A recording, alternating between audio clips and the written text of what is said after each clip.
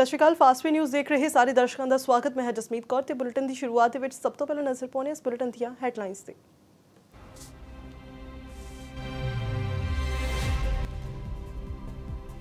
पंजाब च लगातार वध रहा कोरोना का आंकड़ा। पठानकोट च 5 नवे मामले आए सामने। मोहाली च 4 नवे केसां की पुष्टि। लुधियाना दे विच भी डीसीपी की रिपोर्ट आई पॉजिटिव।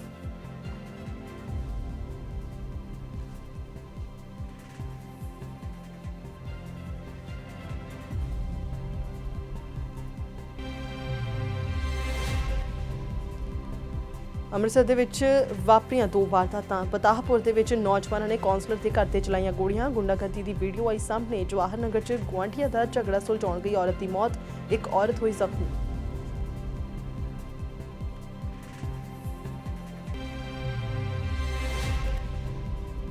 कोरोना के कारण सीबीएसई ਦੀਆਂ 10वीं ਅਤੇ 12ਵੀਂ ਦੀਆਂ ਪ੍ਰੀਖਿਆਵਾਂ ਹੋਈਆਂ ਰੱਦ। ਸੋਲਿਸਿਟਰ ਜਨਰਲ ਨੇ ਸੁਪਰੀਮ ਕੋਰਟ 'ਚ ਦਿੱਤੀ ਜਾਣਕਾਰੀ। 1 ਜੁਲਾਈ ਤੋਂ ਲੈ ਕੇ 15 ਜੁਲਾਈ ਤੱਕ ਹੋਣੇ ਸਨ ਪੇਪਰ। ਸੀਟੈਟ ਦੀ ਪ੍ਰੀਖਿਆਵਾਂ ਵੀ ਮੁਲਤਵੀ ਕਰਨ ਦਾ ਫੈਸਲਾ।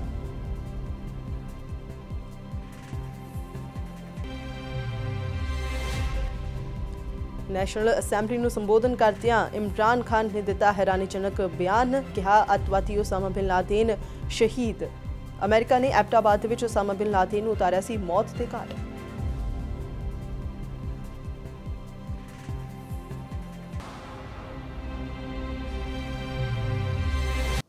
तो बुलेटिन की शुरुआत करते हैं। सब तो पहला रुख करते हैं अमृतसर के वल, जिथे कि गुंडागर्दी देखने को मिली। इतने कौंसलर के घर के उत्ते शरेआम गोलियां चला दी गई ने। दस्सिया जा रहा फायरिंग तो बाद इट्टां पत्थरां दे नाल भी हमला किया गया। इत्थे कुछ नौजवानों के वलों ये सारे वारदात को अंजाम दिता गया। दस्से कि ये सारी वीडियो भी सामने आई है। पीड़ित के मुताबिक गिन्नी गैंगस्टर जो है उसनूं जिम्मेदार ठहराया गया।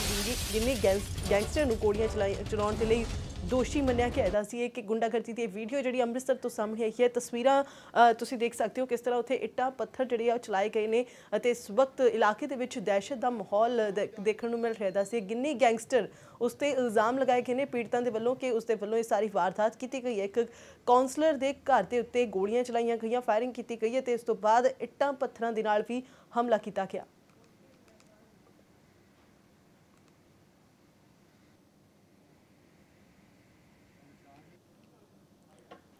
तो बिल्कुल तुसीं तस्वीरां देख सकते हो। पुलिस उत्थे मौके पर पहुंच चुकी सी ते रात की सारी ये वारदात जो फायरिंग की गई एक घर के उत्ते जो कौंसलर का घर दस्सिया जा रहा। अमृतसर की वारदात अमृतसर तो नित दिन अजिहियां तस्वीरां जिहड़ियां देखण नूं मिल रही ने। इस वक्त तुसीं देख सकते हो परिवार सदमे दे विच नज़र आ रहा। गिन्नी गैंगस्टर नाम का एक शख्स है जो कि जिसके उत्ते इल्ज़ाम लगे ने। पीड़ित के मुताबिक गिन्नी गैंगस्टर के वल्लों गोलियां चलाई गई उन्होंने घर के उत्ते ते ये सारियां जिहड़ियां तस्वीरां ने सामने आईयां ने।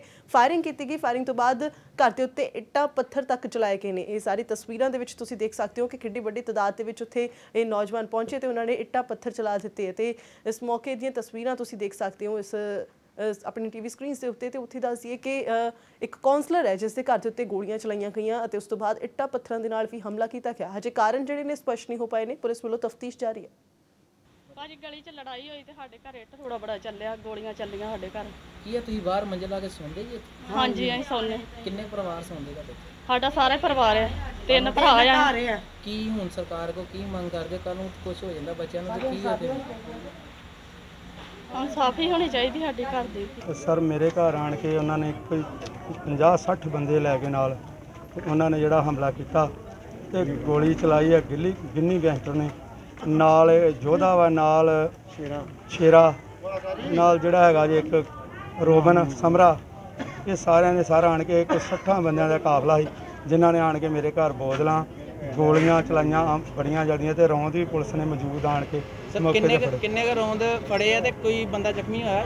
ਜ਼ਖਮੀ ਨਹੀਂ ਸਰ ਕੋਈ ਵੀ ਹੋਇਆ। ਇਹਨਾਂ ਨੇ ਘੱਟੋ ਘੱਟ ਜਿਹੜੇ 6-7 ਰੌਂਦ ਫੜੇ ਆ ਜੀ ਪੁਲਿਸ ਨੇ। ਇੱਕ ਇਨਫੋਰਮੇਸ਼ਨ ਆਈ ਸੀ ਕਿ ਕੋਈ ਇੱਥੇ ਥੋੜਾ ਬਹੁਤ ਰੌਲਾ ਪਿਆ ਹੈਗਾ ਫਤਾਹਪੁਰ ਸਾਈਡ ਤੇ ਇਮੀਡੀਏਟਲੀ ਪੁਲਿਸ ਦੀ ਟੀਮ ਨੇ ਇੱਥੇ ਰਸ਼ ਕੀਤਾ ਹੈਗਾ ਤੇ ਇੱਥੇ ਕੋਈ ਵੀ ਨੁਕਸਾਨ ਨਹੀਂ ਹੋਇਆ। ਲੇਕਿਨ ਜੋ ਵੀ ਇਨਸੀਡੈਂਟ ਅਕਰ ਹੋਇਆ ਉਸ ਤੇ ਹੁਣ ਅਸੀਂ ਬਣਦੀ ਕਾਰਵਾਈ ਕਰਾਂਗੇ ਤੇ ਉਸ ਦੀ ਪੜਤਾਲ ਹੁਣੇ ਜਾਰੀ ਹੈ। इस वक्त सुखचैन सागर साडे सहयोगी पत्रकार साडे नाल फोन लाइन ते जुड़े ने। सुखचैन की मामला आखिरकार इस तरह दे नाल इस सारी वारदात नूं क्यों अंजाम दिता गया? जी बिल्कुल ये अमृतसर के लागे जिहड़ा पताहपुर पिंड हैगा उत्थे गुंडागर्दी का जिहड़ा नाच होया ते इत्थे देख सकते किस तरीके दे नाल फायरिंग भी की जा रही है ते नाल दे नाल पत्थर बरसाए जा रहे हैं।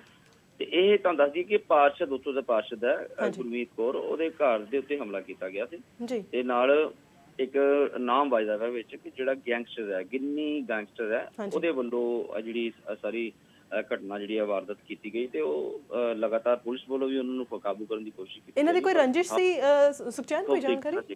ਕਿ ਛੱਤ ਦੇ ਉੱਤੇ ਬੋਤਲਾਂ ਮਾਰੀਆਂ ਜਾ ਰਹੀਆਂ, ਇੱਕ ਦੂਸਰੇ ਦੇ ਉੱਤੇ ਕਿਸ ਤਰ੍ਹਾਂ ਗੋਲੀਆਂ ਚਲਾਈਆਂ ਜਾ ਰਹੀਆਂ ਤੇ ਬੜਾ ਵੱਡਾ ਜਿਹੜਾ ਮਾਮਲਾ ਅੰਮ੍ਰਿਤਸਰ ਦੇ ਵਿੱਚ। ਜੀ ਜੀ, ਜੋ ਮੁੱਢਲੀ ਤਫਤੀਸ਼ ਹੋਈ ਉਸ ਦੇ ਵਿੱਚ ਕੁਝ ਸਾਫ਼ ਹੋ ਪਾਇਆ ਤੇ ਕੋਈ ਸੀਸੀਟੀਵੀ ਫੁਟੇਜ ਇਸ ਦੇ ਸਾਹਮਣੇ ਆਈ ਹੈ? ਜੀ ਫਿਲਹਾਲ ਜਿਹੜੀ ਕੈਮਰੇ ਦੇ ਤਸਵੀਰਾਂ ਨੇ, ਸੀਸੀਟੀਵੀ ਨਹੀਂ ਹੈਗੀ, ਪਰ ਜਿਹੜੀ ਤਸਵੀਰ ਕਿਸੇ ਨੇ ਛੱਤ ਤੇ ਖੜ ਕੇ ਜਿਹੜੀ ਬਣਾ ਲਈ, ਜਿਹੜੀ ਅਸੀਂ ਦੇਖ ਰਹੇ ਹਾਂ ਕਿ ਉਹ ਜਿਹੜੀ ਪੁਲਿਸ ਨੂੰ ਹਵਾਲੇ ਵੀ ਕਰ ਦਿੱਤੀ ਗਈ ਆ, ਪਰ ਉਹਦੇ ਦੇ ਬਿਹਾਫ ਉੱਤੇ ਪੁਲਿਸ ਲੱਭਣ ਦੀ ਕੋਸ਼ਿਸ਼ ਕਰ ਰਹੀ ਹੈ ਵੀ ਜਿਹੜੇ ਹੈਗੇ ਉਹਨਾਂ ਨੂੰ ਕਾਬੂ ਕੀਤਾ ਜਾਵੇ। ਪਰ ਫਿਲਹਾਲ ਦੀ ਘੜੀ ਅਸੀਂ ਇਹ ਕਹਿ ਸਕਦੇ ਹਾਂ ਕਿ ਜਿਸ ਤਰੀਕੇ ਦੇ ਨਾਲ ਬੋਤਲਾਂ ਗੋਲੀਆਂ ਚੱਲ ਰਹੀਆਂ ਸੀ ਤੇ ਬੜੀ ਮੁਸ਼ਕਲ ਨਾਲ ਕਿਸੇ ਨੇ ਇੱਕ ਵੀਡੀਓ ਬਣਾਈ ਆਪਣੇ ਮੋਬਾਈਲ ਦੇ ਵਿੱਚ, ਪਰ ਹਰ ਇੱਕ ਨੂੰ ਕਿਤੇ ਨਾ ਕਿਤੇ ਖਤਰਾ ਸੀ ਕਿ ਕਿਤੇ ਗੋਲੀ ਨਾ ਵੱਜ ਜੇ, ਇਸ ਕਰਕੇ ਹਰ ਕੋਈ ਓਲੇ ਛੁਪੇ ਹੋ ਕੇ ਕਿਤੇ ਨਾ ਕਿਤੇ ਤਰੀਕੇ ਦੇ ਨਾਲ ਉਹਨੇ ਵੀਡੀਓ ਬਣਾਈ। ਜੀ ਜੀ ਸੁਖਚੈਨ, ਬਹੁਤ ਬਹੁਤ ਸ਼ੁਕਰੀਆ ਤਮਾਮ ਜਾਣਕਾਰੀ ਲਈ। ਨਜ਼ਰ ਬਣਾਏ ਰੱਖੋ ਇਸ ਖਬਰ ਦੇ ਉੱਤੇ।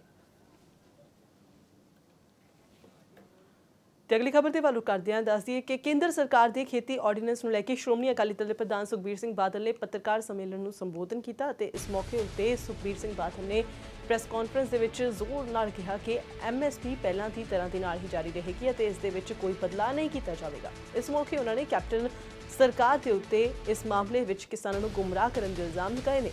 ਉਹਨਾਂ ਕੇਂਦਰ ਦੇ ਖੇਤੀਬਾੜੀ ਆਰਡੀਨੈਂਸ ਨੂੰ ਕਿਸਾਨਾਂ ਦੇ ਹਿੱਤ ਵਿੱਚ ਦੱਸਿਆ। ਖੇਤੀ ਆਰਡੀਨੈਂਸ ਨੂੰ ਲੈ ਕੇ ਹੋਈ ਮੀਟਿੰਗ ਦੇ ਵਿੱਚ ਸੁਖਬੀਰ ਬਾਦਲ ਅਤੇ ਮੁੱਖ ਮੰਤਰੀ ਦਰਮਿਆਨ ਤਿੱਖੀ ਬਹਿਸ ਹੋਈ ਸੀ ਅਤੇ ਸੁਖਬੀਰ ਬਾਦਲ ਨੇ ਕਿਹਾ ਕਿ ਉਹ ਕਿਸਾਨਾਂ ਦੇ ਹਿੱਤਾਂ ਦੇ ਵਿੱਚ ਡਟੇ ਰਹਿਣਗੇ ਅਤੇ ਉਹਨਾਂ ਨਾਲ ਧੱਕੇਸ਼ਾਹੀ ਨਹੀਂ ਹੋਣ ਦੇਣਗੇ। 100% ਮੈਂ ਅੱਜ ਸਾਰੀ ਮੀਡੀਆ ਨਾਲ ਪੰਜਾਬ ਦੀ ਜਨਤਾ ਨੂੰ ਦੱਸਣਾ ਚਾਹਣਾ ਹੈ, ਕੈਪਟਨ ਅਮਰਿੰਦਰ ਸਿੰਘ, ਕਾਂਗਰਸ ਪਾਰਟੀ ਤੇ ਉਹਨਾਂ ਦੀਆਂ 20 ਟੀਮਾਂ ਪੂਰੇ ਪੰਜਾਬ ਨੂੰ, ਕਿਸਾਨੀ ਨੂੰ ਗੁੰਮਰਾਹ ਕਰਨ ਲੱਗੀਆਂ। ਜੇ ਉਹ ਇਸ ਐਕਟ ਦੀਆਂ ਪ੍ਰੋਵੀਜ਼ਨਾਂ ਤੇ ਖਿਲਾਫ ਹੈ, ਜੇ ਉਹ ਸੋਚਦੀਆਂ ਕਿਸਾਨ ਵਿਰੋਧੀ ਚੀਜ਼ਾਂ ਹੈ, ਫਿਰ ਇਹਨਾਂ ਨੇ ਆਪ ਕਿਉਂ ਪੰਜਾਬ ਦੇ ਵਿੱਚ ਐਕਟ ਬਣਾਇਆ ਤੇ ਪਿਛਲੇ 3 ਸਾਲਾਂ 'ਚ ਲਾਗੂ ਕੀਤਾ? ਆਨਸਰੇਬਲ ਉਹ ਹੈ। ਹੁਣ ਆ ਜਿਹੜੇ ਆਲ ਪਾਰਟੀ ਮੀਟਿੰਗ ਕੀਤੀ ਆ, ਡਰਾਮੇ ਵਾਸਤੇ ਕੀਤੀ ਹੈ। ਤੇ ਜਿਹੜਾ ਦੁੱਖ ਹੈ ਤੁਸੀਂ ਦੇਖ ਲਓ, ਉਹਨਾਂ ਨੇ ਕਿਹਾ ਜਿਹੜਾ ਉਹਨਾਂ ਦੀ ਪ੍ਰੈਸ ਨੋਟ ਆਇਆ, ਸਭ ਤੋਂ ਮਾੜੀ ਗੱਲ ਕੀਤੀ ਹੈ। ਜਿਹੜਾ ਪ੍ਰੈਸ ਨੋਟ ਆਇਆ ਉਹਦੇ ਵਿੱਚ ਉਹਨਾਂ ਨੇ ਕਿਹਾ ਕਿ BJP ਨੇ ਅਪੋਜ਼ ਕੀਤਾ ਤੇ ਅਕਾਲੀ ਦਲ ਨੇ ਉਹਦਾ ਸਪੋਰਟ ਕੀਤਾ। ਇਹਦੀ ਤੁਸੀਂ ਸਾਰੀ ਅਕਾਲੀ ਦਲ ਦੀ ਵਰਜਨਸ ਤੇ ਮੇਰਾ ਰੈਜ਼ੋਲੂਸ਼ਨ ਤੇ ਆਬਜੈਕਸ਼ਨ, ਫਿਰ ਮੈਂ ਉੱਥੇ ਕਿਹਾ ਉਹਨਾਂ ਨੂੰ ਕਿ ਅਸੀਂ ਹੁਣ ਰਿਟਨ ਤੁਹਾਡੇ ਕੋਲੇ ਭੇਜਾਂਗੇ ਤੇ ਅੱਜ ਅਸੀਂ ਆ ਰਿਟਨ ਉਹਨਾਂ ਤੋਂ ਆਪਣੇ ਜਿਹੜਾ ਤੁਸੀਂ ਉਹਨਾਂ ਨੇ ਗੁੰਮਰਾਹ ਕੀਤਾ ਲੋਕਾਂ ਨੂੰ ਕਿਹਾ ਭੇਜਿਆ ਤੇ ਸਾਡੇ ਸਵਾਲ ਹੈ ਅੱਜ ਮੈਂ ਪ੍ਰੈਸ ਨੂੰ ਵੀ ਰਿਲੀਜ਼ ਕਰੂੰਗਾ। ਤੇ ਪਰ ਮੈਂ ਕਹਿਣਾ ਚਾਹੁੰਦਾ ਹੈ ਕਿ ਕੈਪਟਨ ਅਮਰਿੰਦਰ ਸਿੰਘ ਨੇ ਆਲ ਪਾਰਟੀ ਜਾ ਕੇ ਧੋਖਾ ਕੀਤਾ ਹੈ ਦੂਜੀ ਸਾਡੀ ਪਾਰਟੀ ਨਾਲ, ਕਿ ਆਪਣਾ ਹੀ ਝੂਠਾ ਟਰਸਟ ਬ੍ਰੇਕ ਕੀਤਾ ਹੈ, ਆਪਣਾ ਝੂਠਾ ਰੈਜ਼ੋਲੂਸ਼ਨ ਬਣਾ ਕੇ ਤਾਂ ਹੀ ਅਸੀਂ ਉਹਨਾਂ ਦਾ ਝੂਠ ਸਾਰਿਆਂ ਦੇ ਸਾਹਮਣੇ ਕੀਤਾ ਹੈ।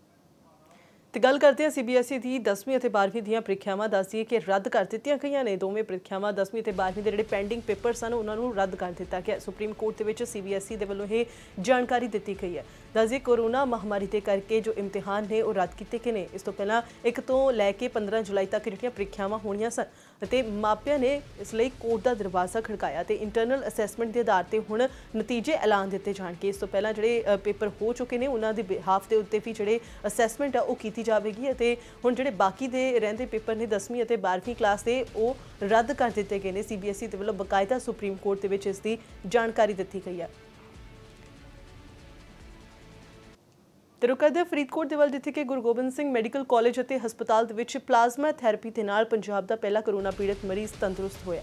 ਇਸ ਨੂੰ ਛੁੱਟੀ ਦੇ ਦਿੱਤੀ ਗਈ ਹੈ। ਇਸ ਮੌਕੇ ਦੇ ਉੱਤੇ Baba Farid University of Health Sciences ਦੇ ਉਪ ਕੁਲਪਤੀ ਡਾਕਟਰ ਰਾਜ ਬਹਾਦਰ ਨੇ ਦੱਸਿਆ ਕਿ ਜ਼ਿਲ੍ਹੇ ਦੇ ਨਾਲ ਸੰਬੰਧਿਤ ਪਹਿਲਾ ਮਰੀਜ਼ ਜੋ ਕਿ ਤੰਦਰੁਸਤ ਹੋ ਚੁੱਕਾ ਸੀ ਉਸ ਦਾ ਪਲਾਜ਼ਮਾ ਲੈ ਕੇ ਮੋਗਾ ਜ਼ਿਲ੍ਹੇ ਨਾਲ ਸੰਬੰਧਿਤ ਕਰੋਨਾ ਪੀੜਤ ਮਰੀਜ਼ ਦਾ ਇਲਾਜ ਕੀਤਾ ਗਿਆ ਇਸੇ ਥੈਰੇਪੀ ਦੇ ਨਾਲ। ਉਹਨਾਂ ਕਿਹਾ ਕਿ ਇਸ ਮਰੀਜ਼ ਦੇ ਪਲਾਜ਼ਮਾ ਥੈਰੇਪੀ ਦੀ ਸਫਲਤਾ ਦੇ ਨਾਲ ਹੁਣ ਤੱਕ ਕਰੋਨਾ ਪੀੜਤ ਮਰੀਜ਼ਾਂ ਦੇ ਇਲਾਜ ਲਈ ਰਾਹ ਖੁੱਲ੍ਹ ਜਾਵੇਗਾ। ਉਹਨਾਂ ਕਿਹਾ ਕਿ ਕਰੋਨਾ ਨੂੰ ਮਾਤ ਦੇ ਚੁੱਕੇ ਲੋਕਾਂ ਨੂੰ ਅਪੀਲ ਕਰਾਂਗੇ ਕਿ ਉਹ ਆਪਣੇ ਪਲਾਜ਼ਮਾ ਇਲਾਜ ਦੇ ਅਧੀਨ ਮਰੀਜ਼ਾਂ ਲਈ ਦਾਨ ਦੇਣ ਅਤੇ ਇਹਨਾਂ ਨੂੰ ਇਸ ਥੈਰੇਪੀ ਦੇ ਜ਼ਰੀਏ ਤੰਦਰੁਸਤ ਕੀਤਾ ਜਾ ਸਕੇ।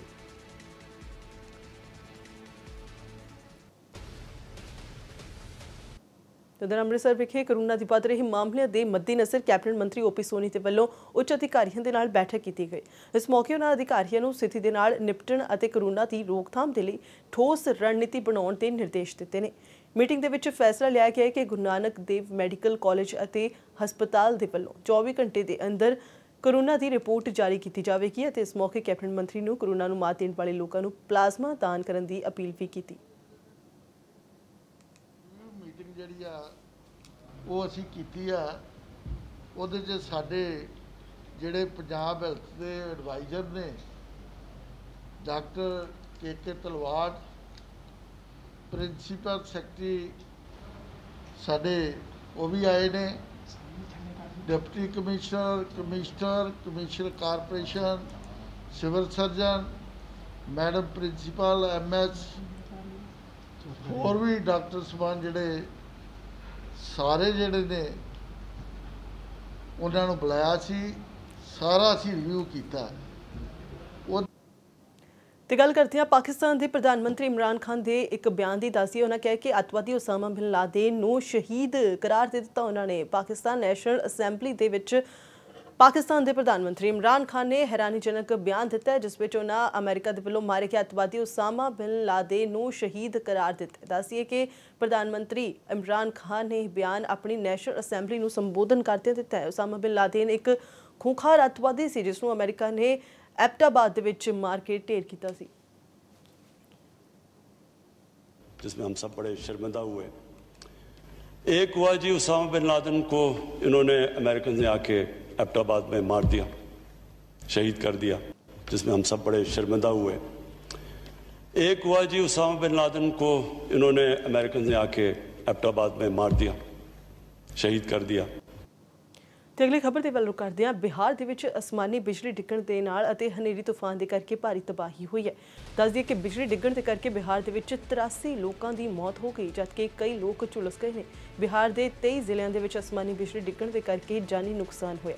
ਸਭ ਤੋਂ ਜ਼ਿਆਦਾ ਮੌਤਾਂ ਜਿਹੜੀਆਂ ਨੇ ਉਹ ਗੋਪਾਲਗੰਜ ਇਲਾਕੇ ਦੇ ਵਿੱਚ ਹੋਈਆਂ, ਜਿੱਥੇ 13 ਲੋਕ ਮਾਰੇ ਗਏ ਨੇ, ਜਦਕਿ ਮਧੂਬਨੀ ਅਤੇ ਨਵਾਦਾ ਦੇ ਵਿੱਚ 8 ਲੋਕਾਂ ਦੀ ਮੌਤ ਹੋਈ ਹੈ। ਸਿਰਫ ਬਿਹਾਰ ਹੀ ਨਹੀਂ ਸਗੋਂ ਉੱਤਰ ਪ੍ਰਦੇਸ਼ ਦੇ ਵਿੱਚ ਅਸਮਾਨੀ ਬਿਜਲੀ ਡਿੱਗਣ ਦੇ ਕਰਕੇ ਘੱਟੋ ਘੱਟ 9 ਲੋਕਾਂ ਦੀ ਮੌਤ ਹੋ ਗਈ ਹੈ ਤੇ ਦੇਵਰੀਆ ਦੇ ਵਿੱਚ ਅਸਮਾਨੀ ਬਿਜਲੀ ਡਿੱਗਣ ਦੇ ਕਰਕੇ ਉਸ ਦੀ ਚਪੇਟ ਵਿੱਚ ਆਉਣ ਨਾਲ 7 ਲੋਕਾਂ ਦੀ ਮੌਤ ਹੋਈ ਹੈ ਅਤੇ ਅੱਧਾ ਦਰਜਨ ਲੋਕ ਝੁਲਸ ਗਏ ਨੇ, ਜਦਕਿ ਬਾਰਾਬੰਕੀ ਦੇ ਵਿੱਚ ਅਸਮਾਨੀ ਬਿਜਲੀ ਡਿੱਗਣ ਦੇ ਕਰਕੇ 2 ਦੀ ਮੌਤ ਹੋਈ ਹੈ ਅਤੇ 2 ਲੋਕ ਬੁਰੀ ਤਰ੍ਹਾਂ ਦੇ ਨਾਲ ਜ਼ਖਮੀ ਹੋ ਗਏ ਨੇ। ਉੱਥੇ ਹੀ ਬਿਹਾਰ ਦੇ ਮੁੱਖ ਮੰਤਰੀ ਨੇ ਮ੍ਰਿਤਕਾਂ ਨੂੰ 4-4 ਲੱਖ ਦਾ ਮੁਆਵਜ਼ਾ ਦੇਣ ਦਾ ਐਲਾਨ ਕਰ ਦਿੱਤਾ ਹੈ। रुक करते अगली खबर के वल। पंजाब के उद्योग और व्यापार मंत्री सुंदर शाम अरोड़ा ने कहा है कि गलवान घाटी के शहीद हुए जवानों के लिए मुआवजा राशि 10 लाख तो बढ़ा के 50 लाख की गई और परिवार के एक मैंबर को नौकरी भी दी जाएगी। उद्योग और व्यापार मंत्री सुंदर शाम अरोड़ा अमर शहीद भगत सिंह के जद्दी पिंड खटकड़ कलां विखे शहीदों को नमन करने तो बाद मीडिया नाल मुखातिब हो रहे सन। साडे देश की असल च जिहड़ी पूंजी है वो साडे शहीद ने। ਇੱਥੇ ਮੈਂ ਨਮਨ ਹੋਣ ਆਇਆ ਸੀ ਕਿਉਂਕਿ ਪਿਛਲੇ ਦਿਨੀ ਚਾਈਨਾ ਦੇ ਵਿਰੁੱਧ ਸਾਡੇ ਜਿਹੜੇ 20 ਸੈਨਿਕ ਜਿਹੜੇ ਸ਼ਹੀਦ ਹੋਏ, ਤੋਂ ਮੈਂ ਸੋਚਿਆ ਕਿ ਮੈਂ ਅਗਰ ਇੱਥੇ ਆ ਕੇ ਉਹਨਾਂ ਨੂੰ ਸ਼ਰਧਾਂਜਲੀ ਦੇਵਾਂ, ਤੇ ਕਿਉਂਕਿ ਇਹ ਪਵਿੱਤਰ ਸਥਾਨ ਹੈ, ਇਹ ਸਾਡੇ ਇੱਕ ਤਰ੍ਹਾਂ ਇਹ ਕਹਿ ਸਕਦੇ ਹਾਂ ਕਿ ਦੇਸ਼ ਦਾ ਮਾਣ ਸਤਿਕਾਰ ਹੈ, ਤੇ ਉਹ ਵੀ ਜਿਹੜੇ ਸ਼ਹੀਦ ਹੋਏ ਇੱਕ ਇਸ ਇਲਾਕੇ ਦਾ ਜਿਹੜਾ ਸਾਡਾ ਬਹੁਤ ਇੱਕ ਵੱਡੀ ਜਗ੍ਹਾ ਹੈ, ਉੱਥੇ ਆ ਕੇ ਅੱਜ ਮੈਂ ਨਮਨ ਹੋਇਆ ਤੇ ਇੱਥੇ ਸੱਚੀ ਸ਼ਰਧਾਂਜਲੀ ਜਿਹੜੀ ਆ ਉਹਨਾਂ ਸਾਡੇ 20 ਨੌਜਵਾਨ ਜਿਹੜੇ ਸ਼ਹੀਦ ਹੋਏ ਉਹਨਾਂ ਨੂੰ ਅੱਜ ਸ਼ਰਧਾਂਜਲੀ ਦੇਣ ਦੇ ਲਈ ਮੈਂ ਇਸ ਸਥਾਨ ਤੇ ਆਇਆ ਸੀ, ਜਿੱਥੇ ਮੈਂ ਨਮਨ ਕੀਤਾ, ਸ਼ਹੀਦਾਂ ਆਪਣਿਆਂ ਨੂੰ ਪ੍ਰਣਾਮ ਕੀਤਾ। रुक करते हैं अमृतसर के दशमेश नगर इलाके का, जिथे कि निजी स्कूल दे विच एक नौजवान नूं करंट लगन दे करके उसकी मौत हो गई। स्कूल प्रबंधकों के वल्लों नौजवान नूं स्कूल दे विच प्लंबर के काम के लिए बुलाया गया सी। मृतक की पछाण 36 साला राम मिलन वजों हुई है। परिवार ने मौत लई स्कूल प्रबंधकों ते लापरवाही के दोष लगाए ने अते परिवारक मैंबरां ने कहा कि स्कूल प्रबंधकों के वल्लों सबूत मिटाउण की कोशिश भी की गई है। इस संबंध विच पुलिस अधिकारी ने कहा कि फिलहाल परिवारक मैंबरां के बयानों के आधार के उत्ते केस दर्ज कर लिया गया है। पोस्टमार्टम रिपोर्ट आने तो बाद बनती कार्रवाई की जाएगी। जिनका काम कर रहे थे अगर वहाँ तारे थी तो बता सकते थे ना कि मत जाओ वहाँ पे। अब तारे नंगी होंगी तभी तो एकदम से करंट लगा उनको, नहीं तो एकदम से कैसे आदमी मतलब जान ही ना रहे। या पहले गिरे मुझे पता भी नहीं, इन्होंने बुलाया बाद में, मुझे नहीं मालूम इस बारे में। जब मुझे बुलाया तो थे ही नहीं, बस एक बार ऊपर को सांस आई। हाँ जी, जिनका काम कर रहे थे, अब कसूर तो उन्हीं का है, क्योंकि तार अगर नंगी थी तो बताना चाहिए था ना। राम मिलन हैगा जी, मजदूर काम करता सी हरदीप सिंह घर सेंटरी का। कल 1 बजे की गल है, तो एक काम कर रहा सी, उत्थे करंट लग गया, करंट लगने मौत हो गई। ਇਹਦਾ पोस्टमार्टम कराया, हाँ जी 77 की कार्रवाई की है, पोस्टमार्टम की रिपोर्ट बंदोबस्ती कार्रवाई। उधर पंजाब सरकार के वलों सहकारी बैंकों का ठेका पैसको की थां दे उत्ते किसी होर कंपनी नूं देण दे विरोध दे विच बैंकों दे विच काम करन वाले गनमैन्स दे वलों विरोध किया जा रहा। इस संबंध में सैनिक संघर्ष कमेटी के वलों फरीदकोट के विच रोस प्रदर्शन करदे होया पंजाब सरकार विरुद्ध नारेबाजी की गई। इस मौके आगुआं ने कहा कि 1 जुलाई तो ठेका किसी होर कंपनी नूं देण दे नाल पैसको के वलों उन्हां नूं फारग कर दिता जा रहा है। उन्होंने कहा कि मुलाजमां नूं बैंकों के विच काम करदिआं कई साल हो गए ने, पर हुण सरकार वलों बैंकों नूं घाटा पैण दी गल करके उन्हां नूं बेरोजगार किया जा रहा है। ਅਸੀਂ ਜੀ ਅੱਜ ਸਾਬਕਾ ਸੈਨਿਕ ਸੰਘਰਸ਼ ਕਮੇਟੀ ਫਰੀਦਕੋਟ ਵੱਲੋਂ ਜਿਹੜਾ ਆਪਣਾ ਕੋਆਪਰੇਟ ਬੈਂਕਾਂ ਦੇ ਵਿੱਚ ਗਨਮੈਨ ਸਾਡੇ ਡਿਊਟੀ ਕਰ ਰਹੇ ਸੀ, ਸਾਬਕਾ ਫੌਜੀ ਪੰਜਾਬ ਪੈਸਕੋ ਦੇ ਅਧੀਨ ਜੋ ਪੰਜਾਬ ਸਰਕਾਰ ਦਾ ਇੱਕ ਅਦਾਰਾ, ਉਹਨਾਂ ਨੂੰ ਇਹਨਾਂ ਨੇ 1 ਤਰੀਕ ਤੋਂ ਕਿਸੇ ਪ੍ਰਾਈਵੇਟ ਹੋਰ ਕੰਪਨੀ ਨੂੰ ਠੇਕਾ ਦੇ ਕੇ 1 ਤਰੀਕ ਤੋਂ ਫਾਰਗ ਕਰ ਰਹੇ ਆ। ਉਹ ਕੰਪਨੀ ਇਹਨਾਂ ਨੂੰ ਕਹਿ ਰਹੀ ਆ ਵੀ 15000 ਰੁਪਇਆ ਤੁਸੀਂ ਸਾਨੂੰ ਜਮ੍ਹਾਂ ਕਰਾਓ ਤੇ ਤੁਹਾਨੂੰ 7500 ਰੁਪਇਆ ਅਸੀਂ ਜਿਹੜਾ ਹੈਗਾ ਤਨਖਾਹ ਦਾ ਦੇਵਾਂਗੇ, ਜਦੋਂ ਕਿ ਇਹ ਸਾਡੇ ਬੰਦੇ 40-40000 ਰੁਪਏ ਦਾ ਮੁਲਾਜ਼ਮ ਜਿਹੜਾ ਕੰਮ ਲੈ ਕੇ ਕਰਦੇ ਆ, 10000 ਰੁਪਏ ਦੇ ਵਿੱਚ ਇਹ ਸਾਡੇ ਮੁਲਾਜ਼ਮ ਜਿਹੜੇ ਮੌਤ ਦੇ ਮੂੰਹ 'ਚ ਖੜੇ ਆ ਰਫਲਾਂ ਲੈ ਕੇ ਬੈਂਕਾਂ ਦੇ ਵਿੱਚ, ਜਿੱਥੇ 24 ਘੰਟੇ ਜਾਣ ਦਾ ਖਤਰਾ। ਤੇ ਪਰ ਹੈਰਾਨੀ ਦੀ ਗੱਲ ਇਹ ਆ ਵੀ ਅੱਜ ਉਹ ਸਾਨੂੰ ਉੱਥੋਂ ਵੀ ਇਹਨਾਂ ਨੂੰ ਬਜਾਏ ਕੋਈ 100 ਰੁਪਇਆ ਵਧਾਉਣ ਦੇ 10000 ਰੁਪਏ ਤੋਂ 7500 ਰੁਪਏ, ਤੇ ਉਹ ਵੀ ਪਤਾ ਨਹੀਂ ਕਿਉਂ ਜੀ ਕਿਹੜੀ ਕੰਪਨੀ ਨੂੰ ਉਹਨੇ ਤਨਖਾਹ ਦੇਣੀ ਵੀ ਕਿ ਨਹੀਂ ਦੇਣੀ। ਐਡਵਾਂਸ ਦੇ ਵਿੱਚ 15000 ਰੁਪਇਆ ਮੰਗੀ ਜਾਂਦੀ ਹੈ ਇਹਨਾਂ ਤੋਂ, ਤੇ 1 ਤਰੀਕ ਤੋਂ ਫਾਰਗ ਕਰ ਰਹੇ ਆ। ਜਿਹੜਾ ਪੈਸਕੋ ਦਾ ਅਦਾਰਾ ਉਹ ਪੰਜਾਬ ਸਰਕਾਰ ਦਾ ਹੀ ਇੱਕ ਅਦਾਰਾ। ਸਾਨੂੰ ਇਹ ਸਮਝ ਨਹੀਂ ਆਉਂਦੀ ਕੈਪਟਨ ਸਰਕਾਰ ਦੀ ਵੀ ਕਿਹੋ ਜਿਹੇ ਫੈਸਲੇ ਕਰ ਰਹੀ ਆ, ਕੀ ਇਹ ਕਰਪਸ਼ਨ ਕਰ ਰਹੇ ਇਹਦੇ ਵਿੱਚ, ਕੀ ਇਹਨਾਂ ਨੇ ਵਿੱਚੋਂ ਖਾਣਾ।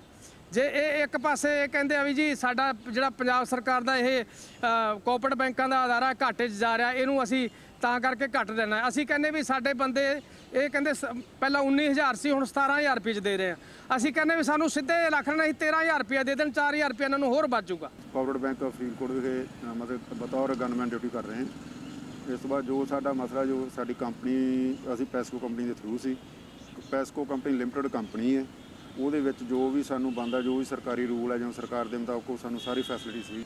ਜੋ ਹੁਣ ਜੇ ਸਾਡਾ ਜਿਹੜਾ ਠੇਕਾ ਤੋੜ ਕੇ ਪੈਸਕੋ ਤੋਂ ਲੈ ਕੇ ਜੋ ਓਰੀਅਨ ਕੰਪਨੀ ਨੂੰ ਇਹ ਦੇ ਰਿਹਾ, ਉਹ ਕੰਪਨੀ ਪ੍ਰਾਈਵੇਟ ਆ, ਦਿੱਲੀ ਦੀ ਕੰਪਨੀ ਹੈ, ਉਹਦੇ ਵਿੱਚ ਸਾਨੂੰ ਇਸ ਦਾ ਕੋਈ ਬੈਨੀਫਿਟ ਨਹੀਂ, ਨਾ ਕੋਈ ਸਾਡਾ ਫੰਡ ਹੈ, ਨਾ ਹੀ ਕੁਛ ਹੈ, ਨਾ ਹੀ ਸਾਨੂੰ ਕੋਈ ਛੁੱਟੀ ਹੈ।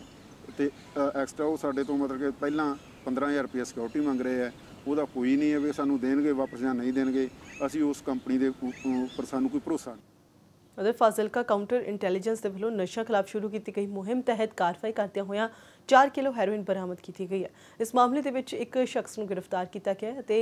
AIG अजय सलूजा ने जानकारी देंदे दस्सिया है कि कार्रवाई गुप्त सूचना के आधार पर की गई है। उन्होंने दस्सिया है कि मुलजम ते पहला भी कई मामले दर्ज ने अते वो पैरोल के उत्ते 56 दिनों के लिए जेल तो बाहर आया सी, इस दौरान दोबारा तो उसनूं गिरफ्तार किया गया।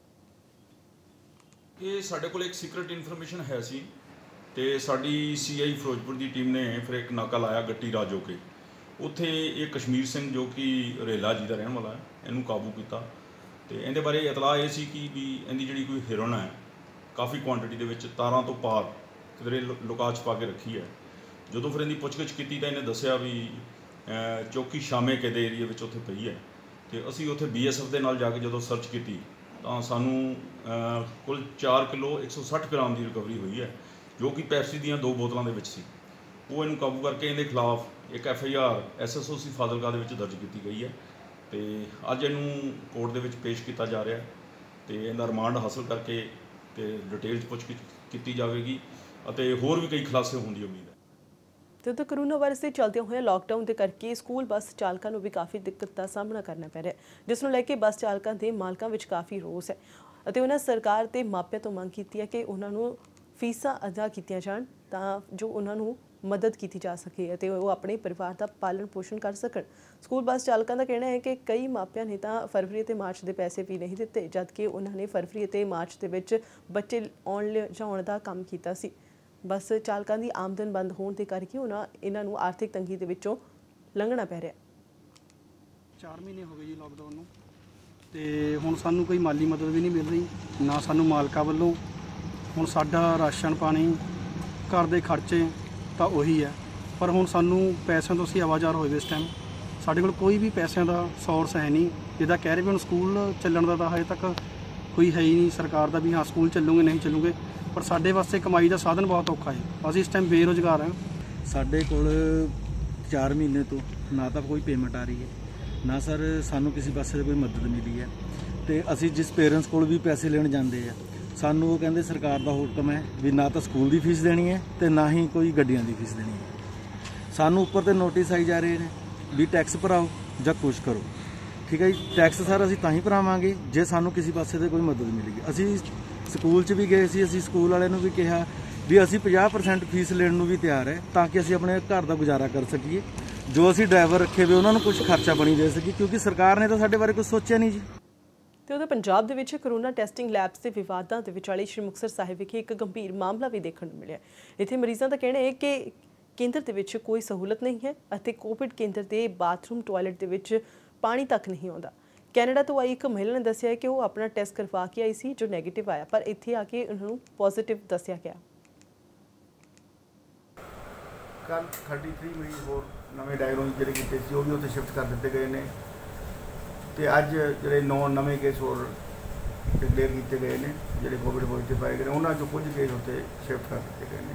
ਜਦ ਤੱਕ ਸਫਾਈ ਦਾ ਪ੍ਰਬੰਧ ਹੈ, ਸਾਡੇ ਕੋਲ ਉਹਦੇ 4 ਸਵੀਪਰ ਨੇ ਜਿਹੜੇ ਰਾਊਂਡ ਦੇ ਕੋਲੋਂ ਕੰਮ ਕਰਦੇ ਨੇ ਤੇ ਸਫਾਈ ਦਾ ਉਚਿਤ ਪ੍ਰਬੰਧ ਹੈ।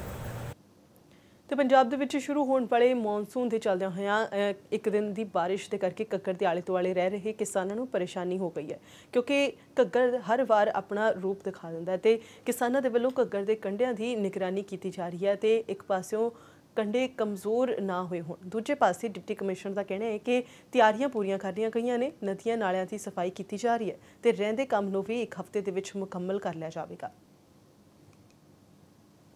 ਘੱਗਰ ਦੇ ਹਾਲਾਤ ਜੀ ਕੁਛ ਵੀ ਕੋਈ ਰਿਪੇਅਰ ਵਗੈਰਾ ਤਾਂ ਕੋਈ ਹੋਈ ਨਹੀਂ ਜੀ। ਬਹੁਤ ਵੱਡੇ ਖਤਰੇ ਨੇ ਜੀ। ਬਾਰਿਸ਼ਾਂ ਦਾ ਕੰਮ ਸਟਾਰਟ ਹੋ ਗਿਆ ਜੀ। ਬੜਾ ਸਰਕਾਰ ਨੂੰ ਉਸਨੇ ਪਹਿਲਾਂ ਹਰੇਕ ਅਫਸਰ ਨਾਲ ਗੱਲਬਾਤ ਵੀ ਕੀਤੀ, ਹਾਲ ਤੱਕ ਇਹਦਾ ਕੋਈ ਹੱਲ ਨਹੀਂ ਕੀਤਾ ਹੈਗਾ ਜੀ। ਤੇ ਸਾਨੂੰ ਇਹਨਾਂ ਨੇ ਵਿਸ਼ਵਾਸ ਦਿਵਾਇਆ ਚਲੋ ਅਸੀਂ ਵੀ ਨਰੇਗਾ ਵਗੈਰਾ ਦੇ ਦਾਂਗੇ ਜੀ। ਹੁਣ ਨਰੇਗਾ ਵੀ ਬੰਦ ਕਰਤੀ ਇਹਨਾਂ ਨੇ ਜੀ। ਤੇ ਸਰਕਾਰ ਪਤਾ ਨਹੀਂ ਕਿਉਂ ਜਦੋਂ ਪਾਣੀ ਆ ਜਾਂਦਾ ਘੱਗਰ ਉਹ ਟਾਈਮ ਪਤਾ ਕਿਉਂ ਉੱਠਦੀ ਹੈ, ਕਿਉਂ ਉਹਦੀ ਉਹ ਟਾਈਮ ਆ ਕੇ ਅਫਸਰ ਵੀ ਸਾਰੇ ਆ ਜਾਂਦੇ, ਹਾਲੇ ਤੱਕ ਕੋਈ ਅਫਸਰ ਕੋਈ ਸਰਕਾਰ ਵੱਲੋਂ ਕੋਈ ਪ੍ਰਬੰਧ ਨਹੀਂ ਕੀਤਾ ਜੀ। ਘੱਗਰ ਦੇ ਹਾਲਾਤ ਨੇ ਅੱਜ ਕੱਲ੍ਹ ਬਹੁਤ ਨਾਜ਼ੁਕ ਨੇ, ਯਾਨੀ ਕਿ ਮਜ਼ਬੂਤ ਨਹੀਂ ਹੈਗੇ। ਇਹ ਬਾਰਿਸ਼ਾਂ ਟਾਈਮ ਪਾਣੀ ਆਏ ਸਾਲ ਲਗਭਗ 2 ਫੁੱਟ ਵੱਧਦਾ ਹੈ। ਜ਼ਿਮੀਂਦਾਰਾਂ ਵੱਲੋਂ ਲਗਾਇਆ ਗਿਆ ਜਿਹੜਾ ਇਹ ਬੰਨ੍ਹ ਹੈ ਨਾ ਜੀ, ਇਹ ਬੰਨ੍ਹ ਬਹੁਤ ਕਮਜ਼ੋਰ ਹੈ। ਉਸ ਸਥਿਤੀ ਦੇ ਮੁਤਾਬਕ ਜਦੋਂ ਤੱਕ ਪਾਣੀ ਆ ਜਾਂਦਾ ਹੈ ਇਹ ਕੰਮ ਜ਼ਿਮੀਂਦਾਰਾਂ ਦੇ ਲੈਵਲ ਦਾ ਨਹੀਂ ਹੈਗਾ ਜੀ।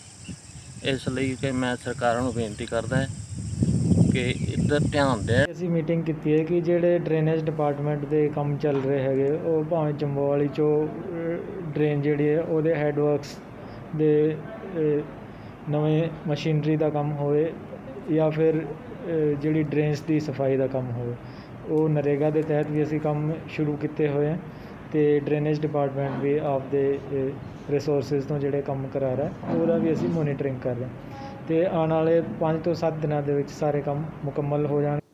ਤੇ ਖਬਰ ਹੁਸ਼ਿਆਰਪੁਰ ਤੋਂ ਹੈ ਜਿੱਥੇ ਕਿ ਪੁਲਿਸ ਨੇ ਦੋਹਰੇ ਕਤਲकांड ਦੀ ਗੁੱਥੀ ਨੂੰ ਸੁਲਝਾਉਣ ਦਾ ਦਾਅਵਾ ਕੀਤਾ ਹੈ। ਪੁਲਿਸ ਨੇ ਇਸ ਮਾਮਲੇ ਦੇ ਵਿੱਚ 5 ਵਿਅਕਤੀਆਂ ਨੂੰ ਗ੍ਰਿਫਤਾਰ ਕੀਤਾ ਹੈ। ਨਾਜ਼ੀ ਪੁਲਿਸ ਲਾਈਨਸ ਹੁਸ਼ਿਆਰਪੁਰ ਵਿੱਚ ਪੱਤਰਕਾਰਾਂ ਨੂੰ ਜਾਣਕਾਰੀ ਦਿੰਦਿਆਂ ਹੋਇਆ ਐਸਪੀਡੀ ਪਰਮਿੰਦਰ ਸਿੰਘ ਨੇ ਦੱਸਿਆ ਹੈ ਕਿ ਪੁਲਿਸ ਦੇ ਕੋਲ ਈਮੇਲ ਦੇ ਰਾਹੀਂ ਕਤਰ ਤੋਂ ਅਮਨਦੀਪ ਸਿੰਘ ਨੇ ਸ਼ਿਕਾਇਤ ਦਰਜ ਕਰਵਾਈ ਸੀ ਕਿ ਉਸ ਦੀ ਪਤਨੀ ਨਿਰਮਲ ਕੌਰ ਅਤੇ ਹਰਪ੍ਰੀਤ ਉਰਫ ਗੋਲਡੀ ਦੇ ਨਾਲ ਨਾਜਾਇਜ਼ ਸਬੰਧ ਸਨ ਅਤੇ ਅਕਸਰ ਉਹ ਮਿਲਦੇ ਰਹਿੰਦੇ ਸਨ। ਐਸਪੀਡੀ ਪਰਮਿੰਦਰ ਸਿੰਘ ਨੇ ਦੱਸਿਆ ਹੈ ਕਿ ਪੁਲਿਸ ਦੇ ਵੱਲੋਂ ਮਾਮਲੇ ਦੀ ਗੰਭੀਰਤਾ ਦੇ ਨਾਲ ਜਾਂਚ ਕਰਦਿਆਂ ਹੋਇਆਂ ਇਹ ਮਾਮਲਾ ਕਤਲ ਦਾ ਪਾਇਆ ਗਿਆ, ਜਿਸ ਤੋਂ ਬਾਅਦ ਪੁਲਿਸ ਵੱਲੋਂ 5 ਵਿਅਕਤੀਆਂ ਨੂੰ ਗ੍ਰਿਫਤਾਰ ਕੀਤਾ ਗਿਆ। ਜਦੋਂ ਉਹਦੀ ਪ੍ਰੋਪਰ ਇਨਵੈਸਟੀਗੇਸ਼ਨ ਹੋਈ ਆ ਉਹ 'ਚ ਇਹ ਗੱਲ ਸਾਹਮਣੇ ਆਈ ਆ ਕਿ ਜਿਹੜੀ ਨਿਰਮਲ ਕੌਰ ਸੀ ਇਹਦੇ ਸਬੰਧ ਸੀਗੇ ਗੋਲਡੀ ਲੜਕੇ ਨਾਲ, ਉਹਦਾ ਇਹਨੂੰ ਮਾਰਨ 'ਚ ਹੱਥ ਸੀਗਾ ਤੇ ਉਹ ਬੰਦੇ ਅਸੀਂ 5 ਬੰਦੇ 'ਚ ਅਸੀਂ ਅਰੈਸਟ ਕੀਤੇ ਆ ਹੁਸ਼ਿਆਰਪੁਰ ਪੁਲਿਸ ਨੇ। ਇਹਨਾਂ ਦਾ 2 ਦਿਨ ਦਾ ਰਿਮਾਂਡ ਲਿਆ ਆ। ਇਹਨਾਂ 5 ਬੰਦਿਆਂ ਦੀ ਪ੍ਰੀਲਿਮਿਨਰੀ ਪੁੱਛਗਿੱਛ 'ਚ ਇਹ ਗੱਲ ਸਾਹਮਣੇ ਆਏ ਆ ਕਿ ਇਹਨਾਂ ਦਾ ਕੋਈ ਕੋਠੀ ਸੀਗੀ ਨਿਰਮਲ ਕੌਰ ਦੀ, ਉਹ ਜਗ੍ਹਾ ਗੋਲਡੀ ਨੇ ਲਿਖਾਈ ਸੀਗੀ ਤੇ ਇਹਦੇ ਗੋਲਡੀ ਨਾਲ ਸੰਬੰਧ ਸੀ, ਉਹ ਗੱਲਾਂ ਦਾ ਇਹਦੇ ਹਸਬੈਂਡ ਨੂੰ ਪਤਾ ਲੱਗ ਗਿਆ, ਇਸ ਕਰਕੇ ਇਹਨੇ ਉਹਨੂੰ ਮਾਰਤਾ। ਤੇ ਫਿਲਹਾਲ ਇਹਨਾਂ ਖਬਰਾਂ ਦੇ ਵਿੱਚ ਨਹੀਂ, ਪਰ ਜਾਣ ਤੋਂ ਪਹਿਲਾਂ ਇੱਕ ਵਾਰ ਫਿਰ ਤੋਂ ਨਜ਼ਰ ਪਾ ਲੈਂਦੇ ਇਸ ਬੁਲੇਟਿਨ ਦੀਆਂ ਹੈਡਲਾਈਨਸ ਤੇ।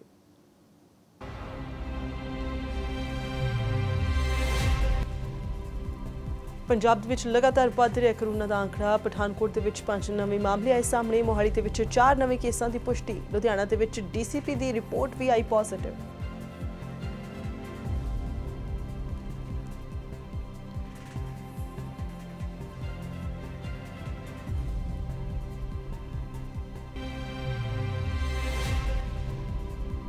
ਅੰਮ੍ਰਿਤਸਰ ਦੇ ਵਿੱਚ ਵਾਪਰੀਆਂ 2 ਵਾਰਦਾਤਾਂ। ਪਤਾਹਪੁਰ ਦੇ ਵਿੱਚ ਨੌਜਵਾਨਾਂ ਨੇ ਕੌਂਸਲਰ ਦੇ ਘਰ ਤੇ ਚਲਾਈਆਂ ਗੋਲੀਆਂ। ਗੁੰਡਾਗਰਦੀ ਦੀ ਵੀਡੀਓ ਆਈ ਸਾਹਮਣੇ। ਜਵਾਹਰ ਨਗਰ 'ਚ ਗੁਆਂਢੀਆਂ ਦਾ ਝਗੜਾ ਸੁਲਝਾਉਣ ਗਈ ਔਰਤ ਦੀ ਮੌਤ, ਇੱਕ ਔਰਤ ਹੋਈ ਜ਼ਖਮੀ।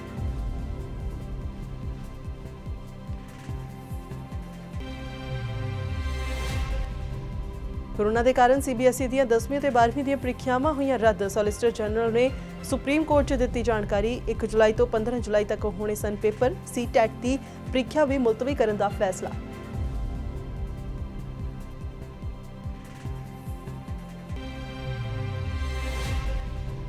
ਤੇ ਪਾਕਿਸਤਾਨ ਦੀ ਨੈਸ਼ਨਲ ਅਸੈਂਬਲੀ ਨੂੰ ਸੰਬੋਧਨ ਕਰਦਿਆਂ ਇਮਰਾਨ ਖਾਨ ਨੇ ਦਿੱਤਾ ਹੈਰਾਨੀਜਨਕ ਬਿਆਨ। ਅੱਤਵਾਦੀ ਉਸਾਮਾ ਬਿਨ ਲਾਦਨ ਨੂੰ ਦਿੱਤਾ ਸ਼ਹੀਦ ਕਰਾਰ। ਅਮਰੀਕਾ ਨੇ ਐਬਟਾਬਾਦ ਦੇ ਵਿੱਚ ਉਸਾਮਾ ਬਿਨ ਲਾਦਨ ਨੂੰ ਉਤਾਰਿਆ ਸੀ ਮੌਤ ਦੇ ਘਾਟ।